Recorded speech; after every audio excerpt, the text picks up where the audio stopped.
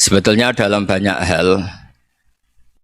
hal-hal yang keseharian itu lebih prinsip ketimbang ide kita tentang hal-hal besar. Saya beri contoh, Allah itu Tuhan yang maha kuasa, yang menguasai alam raya ini. Kadang-kadang menjelaskan dirinya itu hanya alladzi at'amahum min ju'. Saya ini Tuhan yang memberi makan kamu saat Anda lapar, saat kalian lapar. Jadi untuk beriman kepada Tuhan yang Maha Esa, kepada Allah, kamu yakin yang memberi makan kamu itu Tuhan. Apapun kecewanya Anda terhadap tetangga, terhadap negara, terhadap mertua, terhadap istri, itu kecewa Anda tidak akan mati. Tapi kalau tidak makan itu mati. Sehingga Allah mensifati dirinya kadang pakai keseharian. Alladzi at'amahum min ju'. Tuhan itu siapa? Yang memberi makan kamu ketika lapar. Tapi kamu untuk syukur itu nunggu punya istri cantik, neriman, gampang diatur, membolehkan poligami. Terus 4 istri itu neriman semua, loyal semua. Itu sombong betul. Mau syukur saja kok repotnya seperti itu. Jadi mau syukur ya ada makanan dimakan. Itu kalau ngantuk ya tidur. Ayatnya wa min ayatihi manamukum billaili wan nahar. Maksud ayat Allah itu tidur. Nah, keangkuhan-keangkuhan ini yang menjadikan kita itu jadi repot hidup. Wong untuk syukur kok nunggu tadi. Mertua baik, tetangga baik, istri baik. Apa saja di sekelilingnya harus baik.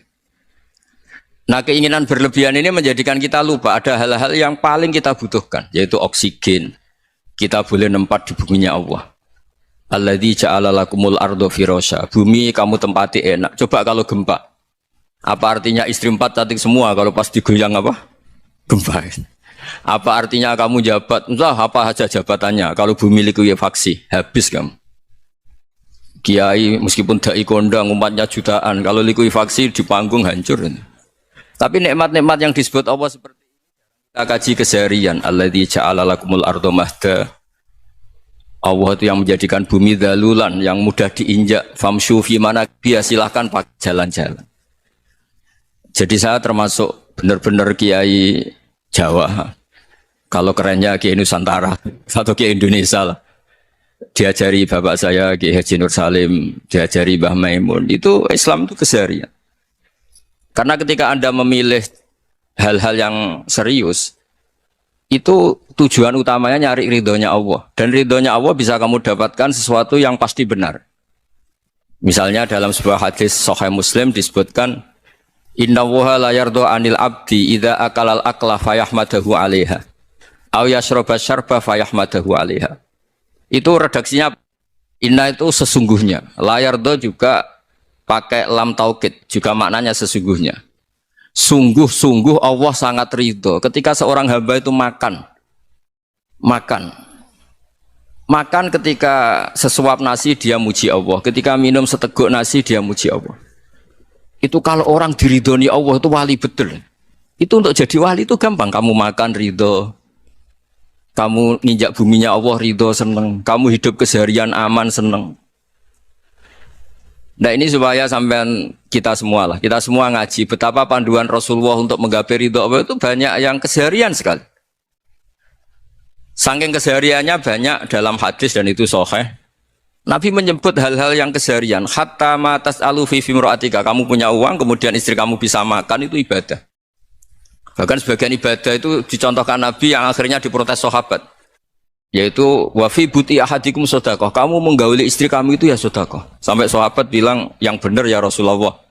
Ayati ahaduna syahwatahu wa huwa lahu ajrun. Masa urusan biologis, urusan syahwat kemudian dia dapat pahala. Nabi menjawab, alaisa lawadu'aha fi haramin akana alaihi wisrun. Bagaimana kalau dia meletakkan ke yang tidak benar, itu kan dosa.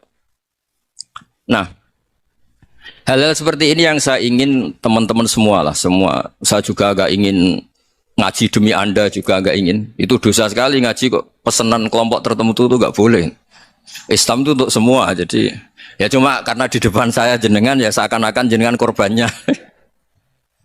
Itu ada ilmunya dalam usul fikih itu. Jadi orang itu harus ngaji usul fikih.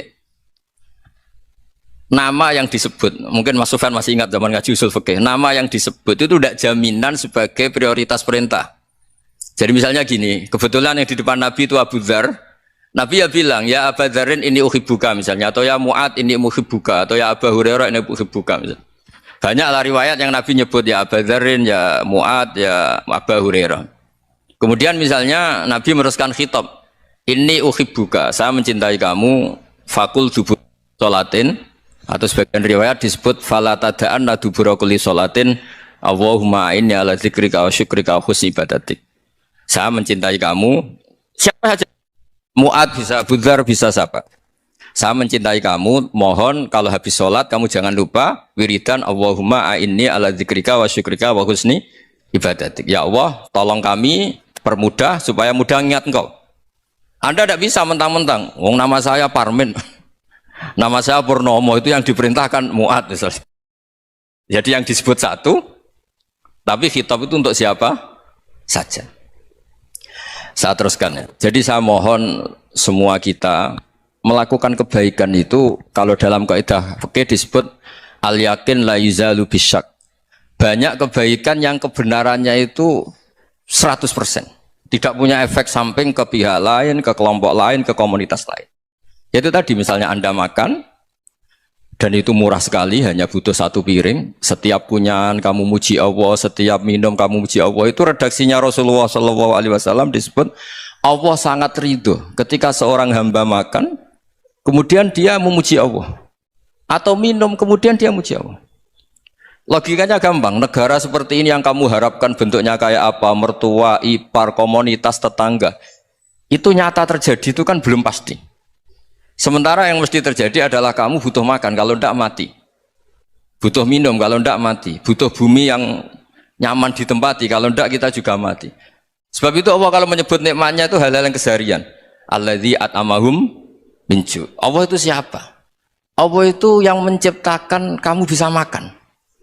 Tidak berlebihan. Allah itu yang menciptakan kondisi sosial itu ideal. Zaman Nabi itu ya ada orang munafik. Orang-orang pilihan Allah itu juga diuji orang sekelilingnya yang macam-macam. Semua diuji sesuai konteks zaman dan waktu. Nah, tapi ada ibadah-ibadah yang selalu disarankan Nabi. Sampai Nabi itu pernah ditanya, ayul Islam ya khairun ya Rasulullah, Islam terbaik itu gimana? Jawaban Nabi itu unik, it'amu to'am. Islam terbaik itu ya makan-makan, jangan santai-santai. Ketika Allah menyebut beberapa kebaikan, falak tahamal aqobah, wa ma adrokan apa? Mal aqobah. Terusannya apa? Fakku rokobah. Terusannya apa? Au it'amun fiyaumin di masubah. Ya, atau acara makan-makan itu juga Islam. Kenapa? Ya bayangkan kalau tidak ada makanan, kita mati kan? Kondisi sosial tidak ideal tuh Anda masih gak apa-apa. Tapi kalau Anda tidak makan, Anda tidak minum, kamu punya istri cerewet masih bisa hidup, punya mertua cerewet masih bisa hidup. Tapi kalau tidak makan bisa mati. Berarti penting mana istri sama makan? Penting mana? Makan. Semoga istri Anda dengar, nanti kamu disuruh makan tapi pulang deh. Itu kalau dibahasakan makan masih memahami. Penting mana nasi satu piring dengan istri. Nggak ada nasi mati, nggak ada istri belum mati. Penting mana? Gak berani jawab kan? Nah, ternyata Anda tidak garang kan di depan istri. Jadi saya mohonlah, mungkin Mas Sufyan Sauri tadi yang bisa bantulah. Teman-teman tuh ngaji yang keseharian saja.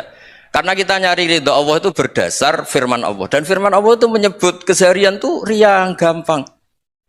Itu tadi misalnya wa min ayatihi manamukum billaili wan nahar. Termasuk ayat-ayat Allah itu kamu tidur. Maka dulu itu ada guyonan, ada tokoh Mu'tazilah, kelompok dalam Islam yang berpikir manusia itu bisa menentukan ikhtiarnya sendiri. Karena saya bisa duduk, ingin berdiri, berdiri. Karena kelompok ini nggak terima kalau semua kehendak Allah, nanti bagaimana kalau semua kehendak Allah kok ada hisab ya, ada sanksi.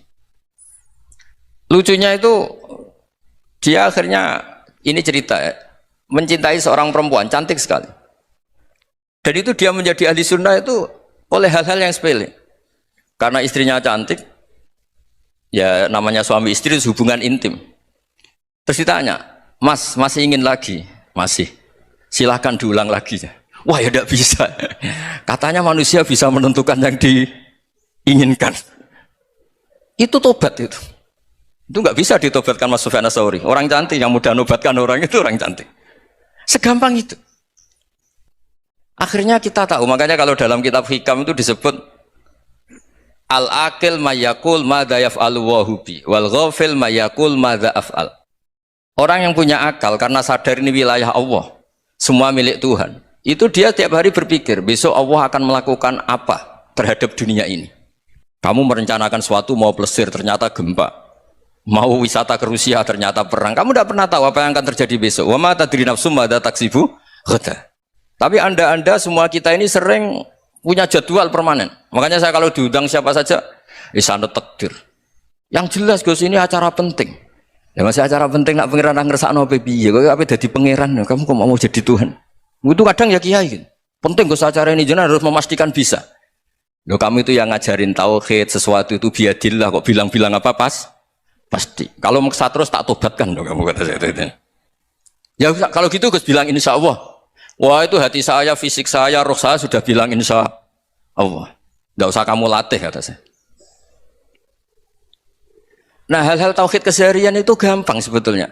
Wal ghafil yaqulu madza af'al. Tapi orang yang lupa Allah dia setiap hari bilang besok apa? Kita bisa melakukan apa? Seakan-akan dia itu aktor, dia penting, dia subjek permanen, dia.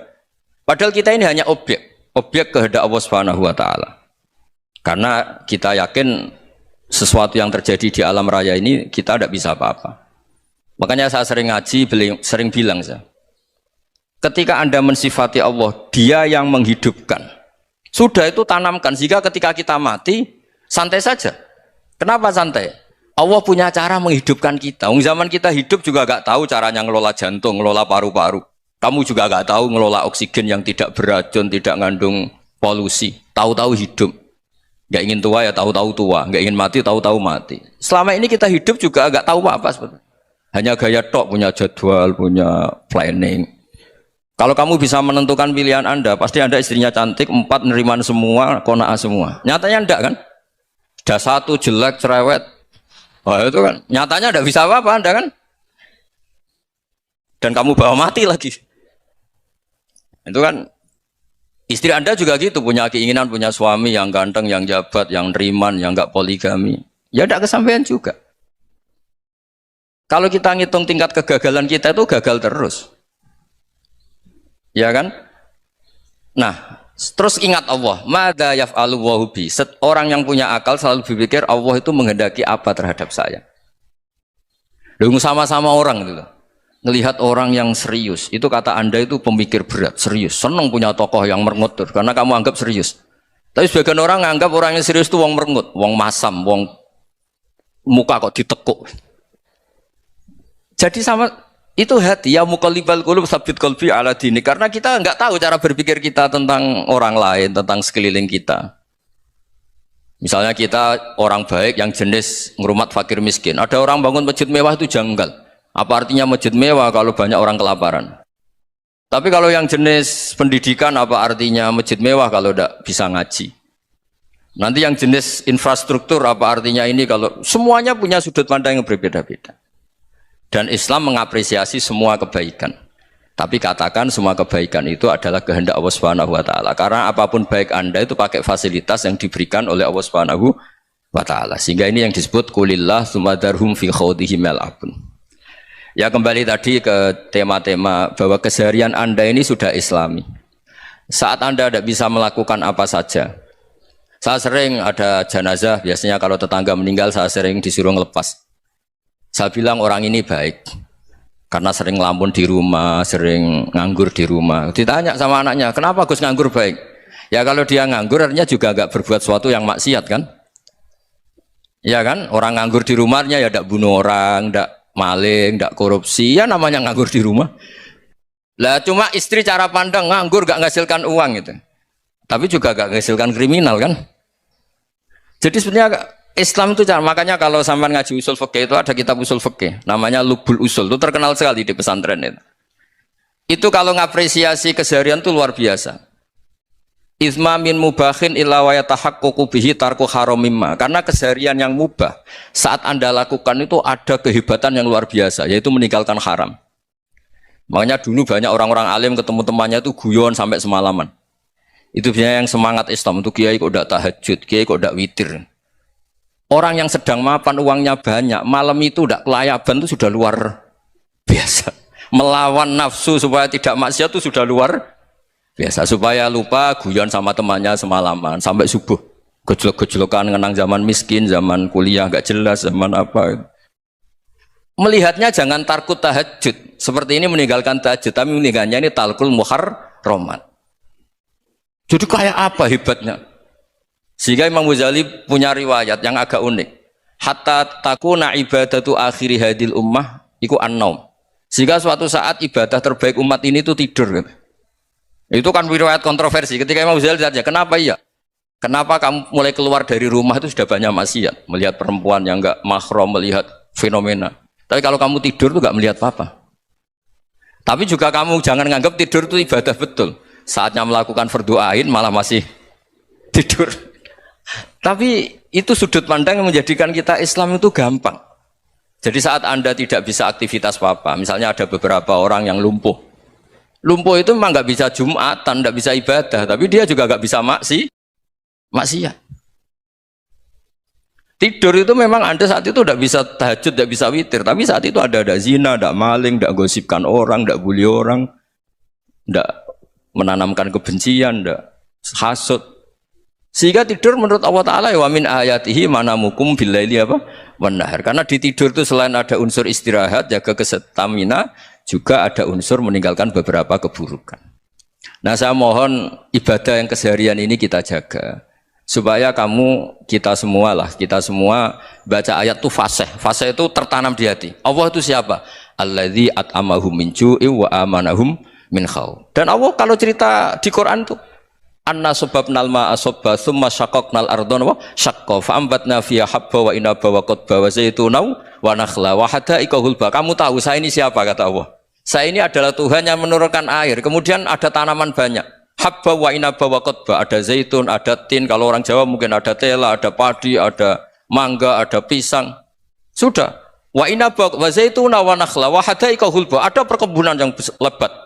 Tujuannya apa? Mata Allahkum, silahkan kamu pakai, kamu nikmati. Tapi karena kadang kita ini punya ide-ide besar.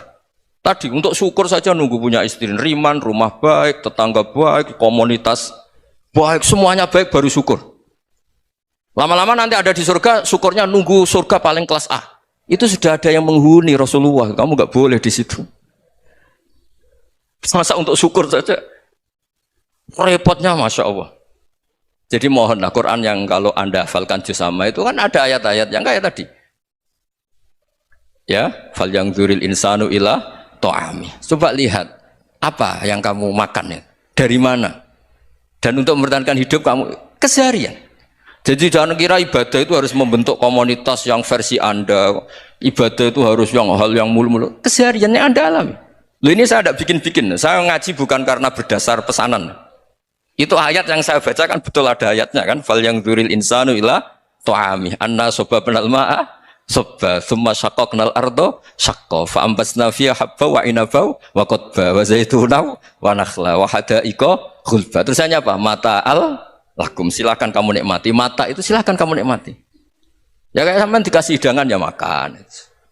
Ya sudah makan, habis makan ya minum, habis itu ngantuk ya tidur. Ya sudah normal-normal saja. Kayak apa indahnya Islam. Tapi Anda mencari Islam yang gimana lagi? Nah, itu yang diajarkan guru-guru kita, diajarkan sanad kita sampai Wali Songo, sampai Rasulullah SAW. Bahwa pada akhirnya ada jihad, ada perang. Itu dulu memang perang, bukan membunuh. Beda. Dulu kita dijajah Belanda ya perang, dan itu normal karena kita dijajah. Jadi ketika orang lain ingin baik sama kita, wa in ahadum minal musyrikin astajaroka ya fa'jirhu hatta yasma'a kalam Allah. Kalau mereka ingin baik ya kita baik. Makanya ada istilah musta'man, mu'ahad. Kalau mereka ingin damai, berdampingan dengan kemajmukan ya itu yang lebih baik. Karena memang Islam menghormati proses perdamaian. Wa in janahu nawa lisalmi ya fajnah lah. Kalau ingin damai ya kita harus damai. Jadi andai kan dulu Belanda datang ke Indonesia kok minta besanan gitu. Ya mungkin kita juga seneng karena memperbaiki hidung kan kalau kita besanan gitu. Nah tapi wong jajah dulu itu kan masalah kan? Apa? Masalah kan? Jadi saya mohon ya, jadi Makanya saya tadi minta sama Bapak Kadensus kemarin juga pernah main ke saya. Jangan sering ketemu saya ini sudah uzlah, saya ini sudah mau daftar jadi resi. Saya itu kemarin di Muktamar juga agak datang, acara di Jogja juga sudah. Karena memang keluarga saya dulu itu bahasa ya, bapaknya bapak saya itu gak keluar rumah itu puluhan tahun. Memang punya adat uzlah. Ya makanya ngaji saya ngaji aja yang gampang-gampang aja, yang nggak orderan, yang nggak pesenan ngaji aja dulu yang gampang. Saya ikhlas, yakin betul saya ikhlas. Ikhlas itu menurut saya itu roh. Orang nggak ikhlas menurut saya itu orang aneh. Ikhlas itu gampang, sudah saya bilang. Kalau kamu yakin ilmu itu milik Allah, ngasihkan juga ikhlas itu milik Allah. Apa sih yang kamu punyai sehingga kamu udah ikhlas? Uang milik Allah, energi kita milik Allah, bumi milik Allah. Kemudian kamu merasa memiliki. Merasa memiliki itu kalau dalam ilmu tasawuf sudah kesalahan kan. Bagaimana Anda punya? Coba tahu-tahu tanah itu kok milik Anda. Karena saya beli, Gus. Saya beli dari orang, dari Zaid. Padahal yang asli punya itu Allah. Apa benar kamu pernah beli sama Allah? Zaid ini pemilik nisbi, pemilik yang enggak sebenarnya kan? Ya enggak? Yang benar-benar pemilik itu Allah. Kok kamu ngerasa itu bumi kamu itu atas nama apa? Coba. Milik kan harus beli atau dikasih. Enggak semua kan? Nah, makanya terus famshu fi manakibiha, dan Allah menyebutnya sudah saya ini yang menciptakan bumi, waladzi ja'ala lakumul arda dalulan, dan Allah menyebutnya sederhana, famshu fi manakibiha, silakan jalan-jalan. Terusannya apa? Wa kulu mirizki, silakan makan-makan. Jadi Islam itu ya makanya kiai-kiai itu ada acara makan, sampai ada guyonan fi kulli makanin makan di setiap tempat ya makan sih. Nggih ngoten guys, pokoknya sing gampang-gampang nggih. Ya Mas Sufyan guys, yang gampang-gampang mawon guys. Assalamualaikum warahmatullahi wabarakatuh.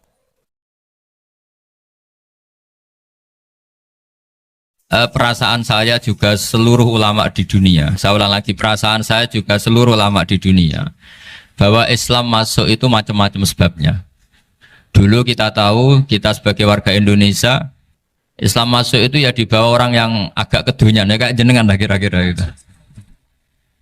Ya kayak mbak-mbak ini, ya agak-agak mata duitan itu. Karena kita tahu rata-rata di sejarah mengatakan Islam di Indonesia dibawa kiai apa pedagang. Pedagang tuh nyari uang apa nyari dakwah kira. Ya semoga Anda mirip-mirip seperti itu. Ya jadi nyari uang karena ada nurani Islam sehingga tetap saja membawa Islam. Saya tidak tahu Islam Anda ala apa, tidak tahu, pokoknya mau ngaji ya berarti Islam ala ahli sunnah apa? Wal jamaah. Jadi ini penting saya utarakan bahwa Islam itu agama yang mudah difahami, sehingga dibawa pedagang saja ya kasil gitu. Dibawa orang yang kedonyan kayak jenengan juga kasil gitu. Dibawa orang baik ya kasil, dibawa orang broken juga kasil. Ini penting saya utarakan karena saya ngaji di mana-mana bilang ciri utama kebenaran absolut adalah kebenaran yang bahkan orang nggak benar saja bisa bawa. Tapi bukan berarti saya dukung Anda tidak benar, kan sudah tidak benar dulu sebelum kenal saya. Tapi nggak apa-apa, nggak benarnya umat Islam insya Allah dimaafkan sama Allah Subhanahu Ta'ala. Ya asal tobat maksudnya. Nggak, ini saya beri satu konstruksi pikiran yang saya sering utarakan di ngaji saya. Sampai sekarang saya coba saat tes ini kan di kampus ya, di apa bacanya ini Kim apa? Kim University yang global leader apa in the world itu. Ini keren lah. Jadi acara ilmiah kita ditakdir di gedung apa? Kampus, gedung universitas di begini. Kalau 1 ditambah 1 2 itu namanya hakikat. Ciri utama hakikat adalah siapapun akan menerima. Saya sekarang tanya sama Anda, kira-kira 1 tambah 1 2 itu musuh Anda pun mengatakan 2 apa tidak? Ya. Pekerja Korea ya bilang 2, rektor Al-Azhar juga bilang 2. Kamu yang sekarang sedang mungkin sebagian broken sama istri juga bilang 2. Istri kamu yang mangkal sama kamu juga bilang 2. Yang cemburu ya bilang 2, yang dicemburuin juga bilang 2. Karena begitu mudah kebenaran absolut diterima oleh siapa saja. Begitu juga eksistensi Allah sebagai Tuhan. Itu mudah diterima oleh siapa saja. Sehingga pembawanya tidak perlu seorang kiai atau gus atau mubalek atau ketua muin, enggak. Cukup karyawan pekerja apa? Korea. Karena kebenaran absolut itu kebenaran yang mutlak. Siapa saja yang waras pasti ngakui. Kira-kira orang yang berpikir sehat pasti berpikir begini, ini yang diajarkan Quran. Bumi ini kadung wujud, sudah wujud kadung wujud, punya eksistensi. Mungkin nggak sesuatu yang wujud kemudian disebabkan oleh sesuatu yang nihilisme, yang tidak ada. Mungkin enggak? Enggak mungkin. Yang namanya penyebab itu harus sesuatu yang wujud. Di mana-mana penyebab itu harus punya eksistensi. Karena langit dan bumi ini kadung wujud, pasti penyebabnya adalah wujud. Karena wujud penyebab harus bersifat super. Lah bersifat super ini oleh ulama dikatakan wajibil wujud. Itu akal siapa saja akan terima.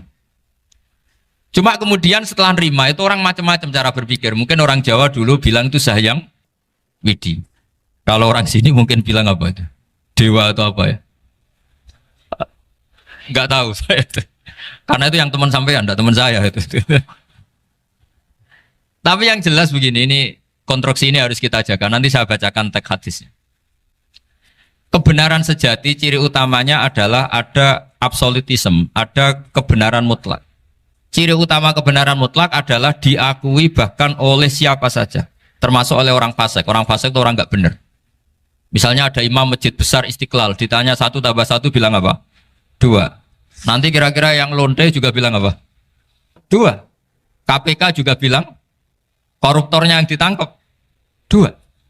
Nah, eksistensi Allah sebagai Tuhan ini kebenaran yang absolut. Maka agama ini juga boleh diterima oleh siapa saja, termasuk oleh orang fasik, orang nggak jelas.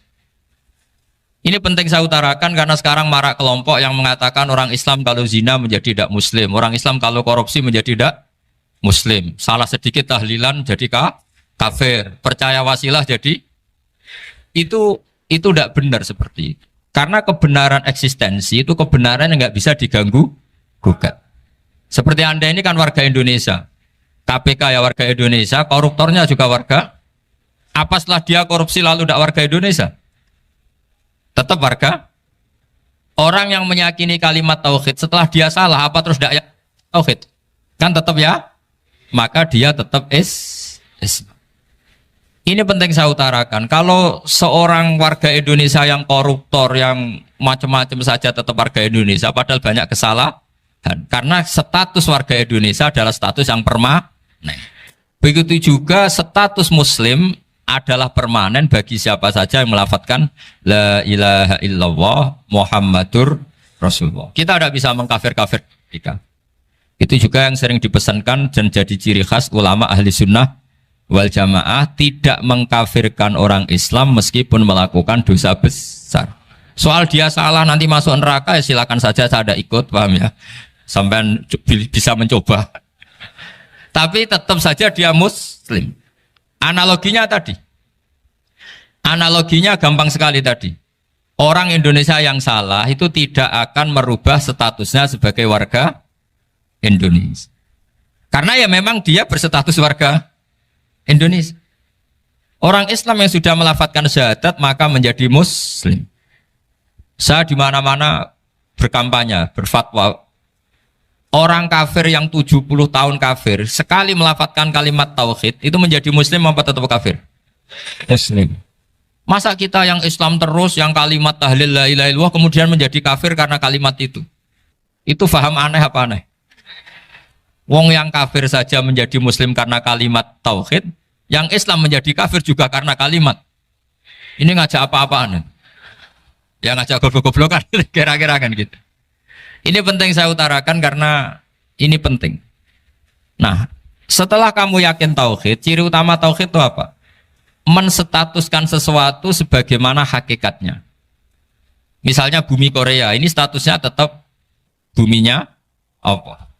Maka dari awal saya husnudzon sekali sama Allah Subhanahu wa taala bahwa suatu saat di bumi mana saja itu ada tahlil. Enggak ngira kan ada ateis di sini, bumi ateis kemudian ada tahlil, ada sakduna, ada macam-macam. Karena kita ketika sholat, makanya saya tadi janji akan memaknai kalimat-kalimat yang sering Anda baca ketika sholat. Di sholat saat ada itidal ngendikan apa? Rabbana lakal hamdu, ayo dibaca, mil'us samawati wa mil'ul ardi wa mil'u ma syi'ta min syai'im ba'du. Sama nani secara tradisi pesantren Robbana do pangeran kita laka iku kaduwe panjenengan alhamdulillah segala puji. Engkau punya segala puji. Mil'us samawati yang pujian itu memenuhi langit. Tentu langit itu penuh dengan pujian. Semua malaikat bertasbih, bertahmid. Karena malaikat tidak ada yang kerja di pabrik, itu tasbih terus gitu. Gak ada yang nyari uang, gak ada yang cari won ya. Apa won ya kalau bahasa? Kalau di sini gak kiainya aja nyari uang. Terusannya apa? Wamilul ardi, dan pujian itu memenuhi bumi. Korea termasuk bumi Allah apa enggak? Jadi saya sudah menduga suatu saat Korea itu ya penuh dengan pujian. Dan ini betul. Siapa yang ngira kalau di bumi Korea ada yang hafal lagu Sakduna itu? Itu lagu kesayangan guru kita semua, Kiai Haji Maimun Zubair. Gak ada yang ngira. Siapa yang ngira kalau di sini ada ngaji seperti ini? Di Rusia juga sama. Uni Soviet itu negara ateis. Tapi lama-lama pecah karena glasnost itu dan perestroika itu. Kemudian menjadi pecahan-pecahan negara Muslim. Ada Uzbekistan, Tajikistan, Ceknya, semuanya menjadi negara apa? Muslim. Karena dari awal lakal hamdu mil'us samawati wa mil'ul ardi. Dan pujian itu pasti memenuhi langit, juga memenuhi bumi. Kalau Anda baca itu di Indonesia, mungkin wajar. Di Indonesia banyak acara-acara seperti ini. Tapi kalau di Korea, ternyata benar. Dan Anda ini kalian semua termasuk pembuktian benarnya wa mil'ul ardi. Keren kan teman? Oh keren sekali, bukan sekedar keren sekali. Makanya saya jarang diundang pengajian mau tapi diundang di Korea mau. Tapi saya ada niat datang undangan, memang saya ingin datang. Jadi ya karena itu ini bentuk penghormatan saya. Bentuk penghormatan saya bahwa pada akhirnya benar-benar lakal hamdu mil'us samawati wa mil'ul ardi. Jadi Anda tidak perlu pesimis, dulu Indonesia juga seperti itu. Banyak Buddha, Hindu, macam-macam ateisme. Kemudian berkatnya para ulama sekarang jadi negara yang mayoritas Muslim. Korea, barokahnya orang-orang kedonyan seperti ini banyak Islam itu. Gak apa-apa. Karena sebagian agama Islam, sebagian sejarah ditulis di bawah pedagang-pedagang Gujarat. Kira-kira orang Gujarat ke Indonesia dulu yang namanya pedagang cari apa? Uang. Tapi namanya orang Islam hatinya tetap adanya tauhid. Nyari uang ya tetap sambil dakwah. Kalau yang ke Korea langsung kiai mungkin tidak seramai ini Islam. Karena kalau kiai datang langsung dicurigai jadi misionaris. Jadi ribet malah. Tapi kalau sampean nggak ada yang curiga. Namanya pekerja saja nyari uang. Dan itu memang fakta. Cuma kadang ya sadar terus ya bagus lah seperti itu. Nggak apa-apa. Maksud saya ini saya memberi support, memberi tasjek bahwa Allah itu luar biasa. Jadi kalau ingin menyebarkan agamanya macam-macam. Kadang kiai tidak bisa mengislamkan orang, itu anak-anak mahasiswa pacaran, itu banyak yang pacarnya itu masuk Islam. Tapi sampean jangan bilang pacaran halal, ya tidak pernah halal. Tapi Allah kalau menghendaki memberi hidayah itu jalannya macam-macam. Ada yang lewat kerja, coba yang bayangkan ada tahlilan di Korea itu semua kiai tidak pernah bayangkan. Tapi setelah banyak pekerja di sini, kemudian mereka insaf atau sedang insaf, tidak tahu ini. Sampai kapan insafnya juga tidak tahu. Tapi yang jelas ini hebat. Ini apa? Hebat. Tahu-tahu ya seperti ini. Makanya iman saja Rabbana lakal hamdu mil'us samawati wa mil'ul ardi. Masih ditambahi wa mil'u ma syi'ta min syai'in ba'du. Karena Allah itu zat yang tidak terperikan, zat yang tidak terbatasi. Maka pujian di langit dan bumi ini masih kurang. Masih ada apa saja yang nanti akan dipenuhi oleh pujian kepada Allah Subhanahu wa ta'ala. Wa mil'u ma syi'ta min syai'in ba'du. Dan pujian kepada Engkau ya Allah akan memenuhi semua ruangan yang Engkau kehendaki. Mungkin suatu saat negara-negara yang sekarang yang paling minim Islam itu di Amerika Selatan, kayak di Argentina dan sebagainya, itu nanti suatu saat juga penuh dengan pujian, karena tetap Rabbana lakal hamdu mil'us samawati wa mil'ul ardi wa mil'u ma syi'ta min syai'in ba'du. Saya di Jogja setiap akhir ngaji saya ajarin wiridan. Mungkin wiridan ini tidak asing bagi jenengan karena sering saya baca. Subhanallah wa bihamdihi adada khalqihi wa ridho nafsihi wa zinata arsyihi wa midada kalimat. Bahwa kita memuji Allah itu adada khalqi, sesuai jumlah makhluk Allah. Semua makhluk Allah meskipun kelihatannya mengecewakan, ini semuanya memuji sama Allah Subhanahu wa taala. Meskipun kadang kita kecewa, kadang kita tidak cocok. Coba barokahnya Anda ini agak-agak kecewa gitu dengan Indonesia karena nggak menyediakan lapangan kerja untuk Anda. Tapi ya nggak kecewa-kecewa amat ya, agak-agak saja. Karena Anda tetap semua mencintai Indonesia. Gara-gara agak-agak kecewa cari negara lain. Akhirnya di Korea, ada yang di Jerman, ada di Inggris. Tapi bawaan pernah ngaji di musola, Islam ini ke bawah. Sehingga karena Islam ini ke bawah, tahu-tahu ada komunitas yang memikirkan Islam. Umumnya orang mikir Islam itu ya bikin masjid. Kalau di Korea unik, nyewa apa? Nyewa gedung untuk masjid. Itu kalau diceritakan di Indonesia aneh. Ini masjid sewaan. Masjid. Tapi kalau di sini lazim, karena kalau beli mahal ya cukup sewa. Saya tidak tahu kalau dalam terminologi agama tempat Anda sujud ini nanti jadi saksi di akhirat. Itu yang permanen apa yang sewaan tidak tahu. Jadi nanti bumi ini tanya, ya saya ya Allah pernah dipakai sujud, tapi setelah 1 tahun nggak kuat menambah lagi. Makanya saya dukung tadi yang ada gerakan masjid apa. Sebenarnya permanen nggak permanen itu tetap bagus, tidak usah memaksakan. Yang jelas saya sudah ikut nyumbang lelang tadi, dan saya berharap uang itu benar-benar untuk masjid. Kalau untuk tamirnya juga nggak apa-apa, yang penting untuk menghidupi masjid. Saya juga termasuk kiai yang nggak suka kalau hukum itu terlalu fanatik. Misalnya uang ini untuk masjid, kemudian imamnya diterlantarkan karena alasannya ini untuk masjid. Imam kan tidak masjid. Nah ini kalau imamnya nggak diservis kemudian mutung terus pulang ke Indonesia, ini jadi masalah.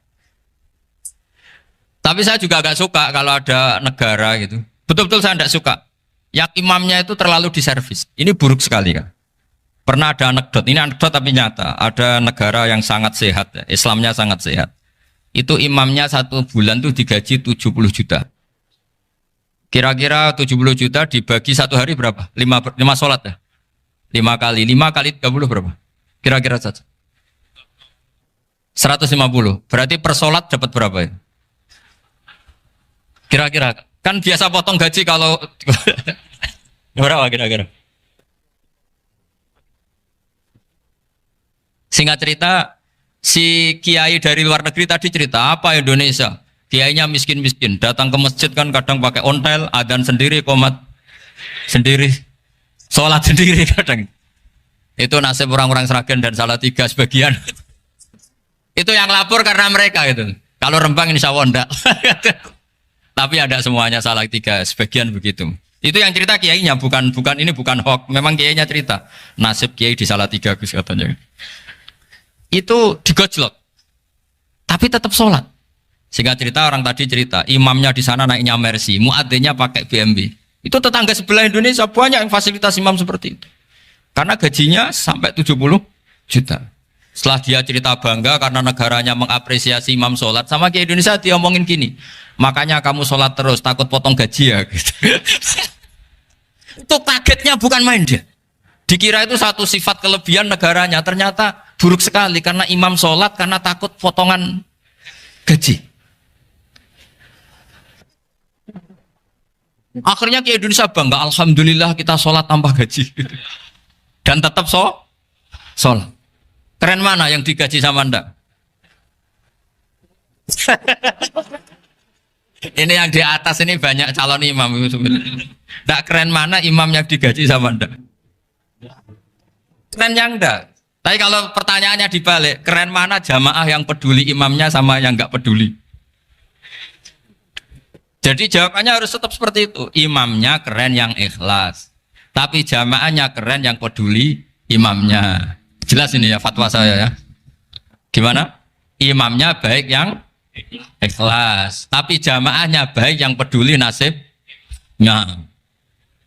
Tapi sekali imam dari awal gak ikhlas itu harus di PHK. Itu bahaya bagi agama kalau awalnya sudah ada ikhlas. Karena nanti setelah habis subuh terus dihitung. Wong setahu saya sholat terus kok kenapa gajinya tinggal segini? Ya, setahu saya sholat terus kok gajinya tinggal segini. Terus nanti takmirnya bilang kemarin duhur Pak Yai tidak ngimamin, kemarin asar tidak ngimamin. Terus dihitung. Bisa enggak agama akan berjalan seperti itu? Enggak kan? Ya makanya pertanyaannya tadi, suka atau punya imam ikhlas? Suka. Tapi imamnya juga suka kalau jamaahnya peduli. Ini penting. Jadi saya mensupport Anda, mensupport kalian semua bahwa agama ini akan diurus oleh Allah Subhanahu wa taala. Makanya Sayyidina Umar radhiyallahu anhu kalau disuruh mikir agama itu tidak mau. Tidak mau betul.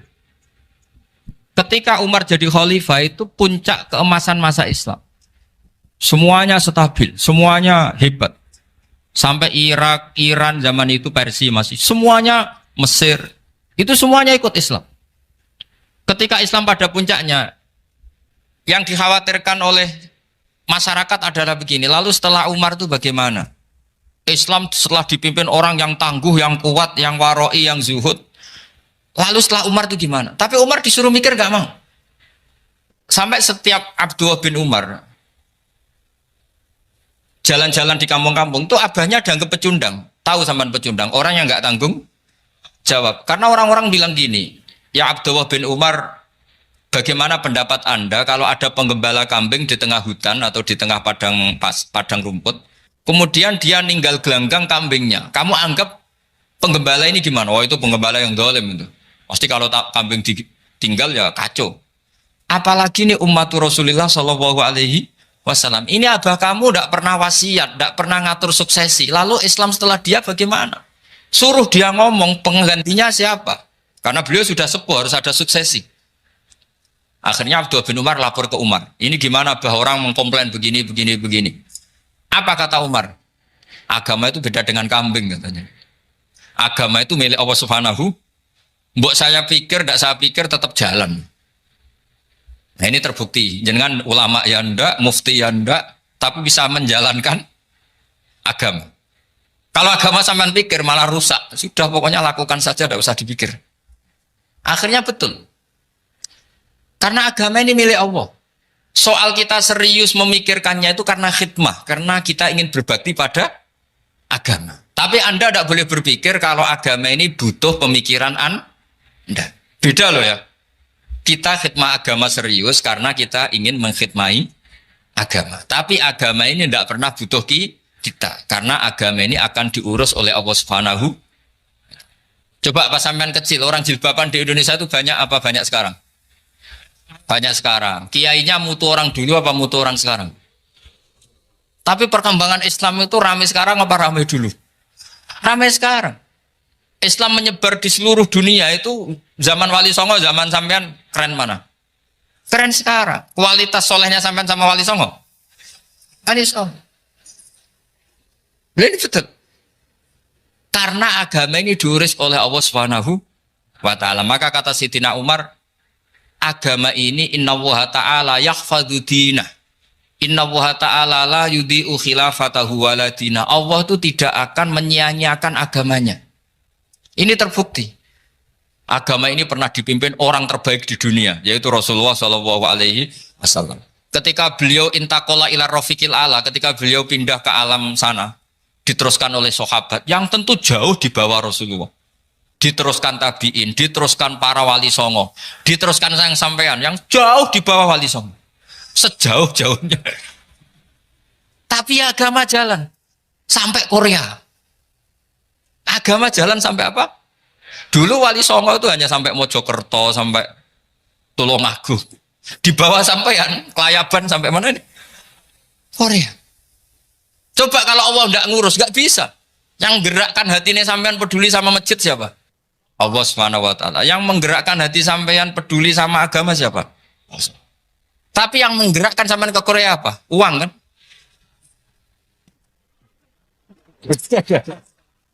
Enggak, enggak apa-apa, jujur saja, jujur ya, ada. Santai aja. Ini bagian dari keramatnya jenengan. Niatnya agak bener tapi dibenerin Allah di sini. Dari awal niatnya kan uang gitu. Tapi setelah di Korea dibenerin Allah.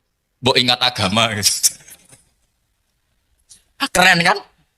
Makanya yang syukur sama Allah Subhanahu wa ta'ala. Yang bisa hanya Allah ta'ala. Makanya dalam dunia kiai selalu baca apa? Alhamdulillah alladzi hadana lihada wa ma kunna linahtadiya laula an hadana Allah. Alhamdulillah kita diberi hidayat seperti ini. Kalau tidak Allah tidak bisa. Sudah mata duitan, kadang istri ngomel, mertua tidak percaya. Sudah setengah-setengah broken gini di saya tahu sampai ke Korea itu karena broken pas saking sayangnya keluarga. Potensinya hanya dua. Dibela-belain kerja demi keluarga atau agak broken maka ke sini. Tapi apapun potensi itu tetap baik. Itu takdir sudah, itu takdir tidak usah dibicarakan. Semua itu apa? Karena orang kalau sedang rukun ya tidak mau tukaran, kalau sedang tukaran ya tidak mau rukun. Itu sudah semuanya takdir. Kata bapak saya dulu kalau ada orang mau jualan tanah, Pak Yai tanah saya mau saya jual. Ini gimana padahal ini tanah warisan. Kata bapak, nak waya adol ya adol. Memang ini saatnya jual ya jual saja. Nanti kalau kaya saatnya beli ya beli saja. Karena kalau sudah saatnya jual mau beli ya nggak mungkin kan? Mau memang saatnya jual. Kalau sudah kaya kan nggak mungkin jual tanah. Saatnya beli. Maka semoga masalah di keluarga sampean ya masalah musiman. Maksudnya yang tukarannya ini musiman, yang rukunnya permanen. Jangan tukarannya permanen, rukunnya musiman. Setelah melihat yang lebih cantik, katut babon, nggak tahu saya katakan. Nah ini semoga katut masjid ini bagian dari kafaroh sampean itu. Jadi kafaroh kesalahan-kesalahan sampean. Ini penting saya utarakan karena agama itu beda. Agama ini diurus oleh Allah Subhanahu. Jadi kita mengerahkan pemikiran itu bukan karena kita akan menyelamatkan agama ini, tidak. Agama ini diselamatkan oleh Allah Subhanahu wa taala. Coba kayak apa Uni Soviet kuatnya itu. Mengkooptasi supaya orang semuanya ateis, semuanya komunis. Itu 100 tahun Uni Soviet begitu. Tapi orang-orang Uzbek, Ceknya, Tajikistan tetap mengajari anak-anaknya tauhid. Itu ada yang cerita itu sampai mengajarkan tauhid itu di bawah tanah, di basement. Tapi Allah menghendaki Rusia itu Uni Soviet jatuh. Ketika jatuh, negara-negara ini langsung menjadi negara Islam, yaitu Uzbek, Tajikistan, Ceknya. Mungkin nggak mereka langsung menjadi negara Islam, andai kan saat menjadi Uni Soviet benar-benar menjadi ateis. Nggak mungkin kan? Karena saat dikooptasi Uni Soviet, akidah mereka tetap tauhid. Cuma nggak berani muncul. Artinya apa? Uni Soviet nggak bisa menghabisi Islam. Kurang kerennya Uni Soviet zaman itu. Bisa nggak menghabisi Islam? Nggak bisa. Donald Trump dulu termasuk Islamfobia. Tapi setelah dia anti-Islam, malah orang Amerika demo supaya memperhatikan Islam. Nggak bisa.